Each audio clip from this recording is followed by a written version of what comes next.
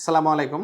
অনেক বাবা-মা শিশুর জন্মের পর পিঠের মাঝ বরাবর বা নিচের দিকে থলির মতন কিছু একটা দেখে ভয় পেয়ে যান। এটা ঠিক কী সমস্যা? কখন চিকিৎসা দরকার? এসব পরিষ্কারভাবে জানা খুব জরুরি। আর সেজন্যই আজকে আমার এই ভিডিও করা।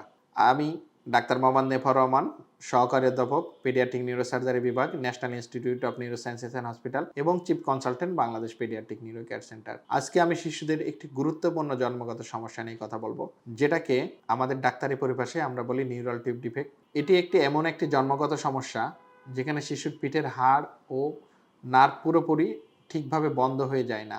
সুতরাং অনেক সময় সেদিক দিয়ে হাড় যেহেতু ঠিকমতো বন্ধ হয়ে যায় না, হাড়টা ফাঁক হয়ে যায়, অনেক সময় এটাকে স্পাইনা বাইফিডা নামেও ডাকা হয়, সেদিক দিয়ে দেখা যাচ্ছে নার্ভগুলা বের হয়ে আসে। এর ফলে পিঠে টিউমার বা থলির মতন একটা অংশ দেখা যায়। এই থলির ভিতর কখনো শুধু পানি থাকে, কখনো পানি বা নার্ভ একসাথে থাকে, কখনো দেখা যাচ্ছে চর্বি এবং তার সাথে নার্ভ থাকে, অথবা দেখা যাচ্ছে কখনো পানি চর্বির মিশ্রণ সাথে নার্ভও থাকে। এই সমস্যার কয়েকটা ধরন আছে। সবচেয়ে গুরুতর যেটা, সেখানে পানির ভিতরে নার্ভ থাকে, এটা সবচেয়ে গুরুত্বপূর্ণ। এতে শিশুর পায়ের নড়াচড়া কম হতে পারে, একবারে নাও থাকতে পারে। আরেক ধরনের ক্ষেত্রে শুধু পানি জমে থাকে, তখন সমস্যা তুলনামূলক কম থাকে যেহেতু নার্ভগুলো বাইরে থাকে না। আবার কোনো ক্ষেত্রে শিশুর থলিটা একটু শক্ত হয়, চর্বিযুক্ত থাকে, এটাও আলাদা ধরন, এতেও সমস্যা হয়। এতে যে সমস্যা হয় দেখা যাচ্ছে পায়ের শক্তি চলে যাওয়া, প্রস্রাবের নিয়ন্ত্রণ হারিয়ে যাওয়া, এসব সমস্যা হতে পারে। সুতরাং এইসব রোগগুলো সম্পর্কে যেমন জানা জরুরি, এবং এইসব রোগে কী সমস্যা হয় সেগুলো জানা জরুরি। অনেক ক্ষেত্রে দেখা যায় শিশুদের পা দুর্বল থাকে, ঠিকভাবে নাড়াচাড়া করতে পারছে না, অথবা কোনো পায়ে একটু কম বেশি নাড়াচ্ছে। অনেক সময় প্রস্রাব পায়খানার নিয়ন্ত্রণ ঠিক থাকে না, দেখা যাচ্ছে কান্না করলে, হাঁচি দিলে প্রস্রাব হয়ে যাচ্ছে।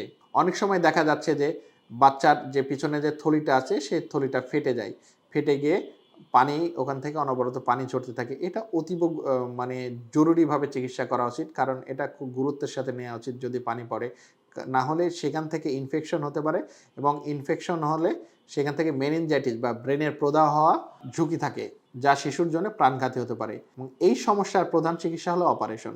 অপারেশনের মাধ্যমে পিঠের যে দিক দিয়ে নার্ভগুলো বের হয়ে এসে সেই জায়গাগুলো ঠিক করা হয়, নার্ভগুলোকে ভেতরে দিয়ে দেওয়া হয় যাতে নার্ভগুলো সুরক্ষিত থাকে। সাধারণত জন্মের পর যত দ্রুত সম্ভব অপারেশন করা যায় ততই শিশুর জন্য মঙ্গল।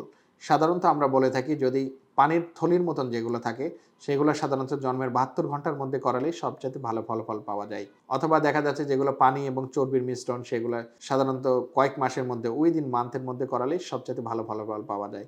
অথবা চর্বির মিশ্রণ যেগুলো থাকে সেটা সাধারণত যত দ্রুত সম্ভব, কিছু ক্ষেত্রে ৩ মাস, ৬ মাস, অথবা কোনো ক্ষেত্রে বলা আছে বছরের মধ্যে, ১ বছরের মধ্যে করালেই ভালো।